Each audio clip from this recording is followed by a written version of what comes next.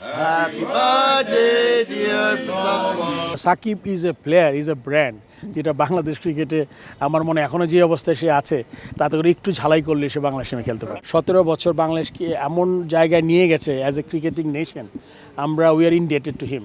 অনেকের কাছেই সাকিব ক্রিকেটের নবাব। ক্রিকেট বিশ্বে ওই লাল সবুজ পতাকা সবার উপরে উঠিয়েছেন।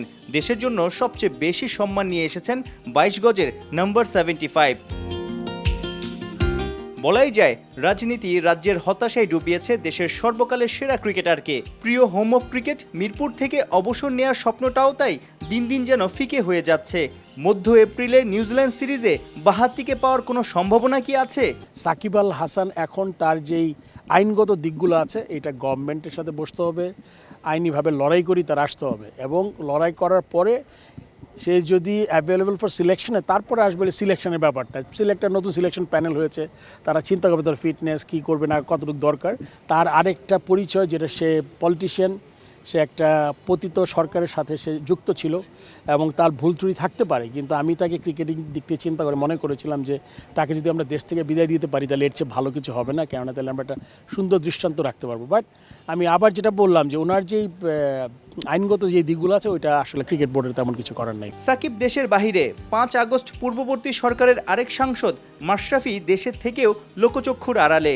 রাজনৈতিক কর্মকাণ্ডের কারণে দেশের ক্রিকেটের সেরা দুই মস্তিষ্ককে কাজে লাগাতে ব্যর্থ হচ্ছে বাংলাদেশ ক্রিকেট বোর্ড। কতটা আক্ষেপ হয় বিসিবি সহসভাপতি ফারুক আহমেদের? মাশরাফির ব্যাপারটা তো আমি জানি না ওর আইনগত কোনো প্রবলেম আছে কি না, এটা আমি জানি না। বাট মাশরাফি তো আপনি জানেন যে অ্যাজ এ ক্যাপ্টেন সে কী করেছে বাংলাদেশের জন্য।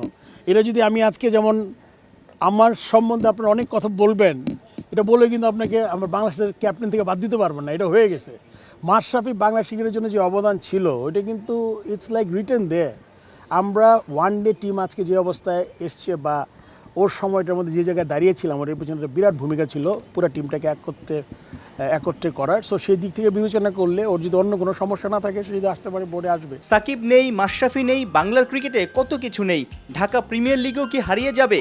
ক্রিকেটাররা আক্ষেপ আর হতাশার কথা নানা মাধ্যমে তুলে ধরছে। প্রিমিয়ার লিগটা একান্তই ক্লাবগুলোর ব্যাপার, এবং আমি ক্লাবগুলোকে বারবার আহ্বান জানিয়েছি যে আপনারা যেই জিনিসই করেন আলটিমেটলি ক্রিকেট বোর্ড থাকবে, 4 বছরের জন্য নির্বাচিত হয়েছে এবং তারা কি হবে এটা চিন্তা না করে ক্রিকেটটা মাঠে করানো দরকার। এই ক্লাবগুলোকে আমি অনুরোধ করব, এখনও আপনি সময় চলে গেলে কিন্তু এটা আর আসবে না। প্লেয়ারদের আমি মনে করি আরও অ্যাক্টিভ হয়ে তার পার্টিকুলার যে ক্লাবে আছে তাদের সাথে যোগাযোগ করে। এখানে ক্রিকেট বোর্ডের কিচ্ছু করেন নাই। সাইফুল রূপক, 71।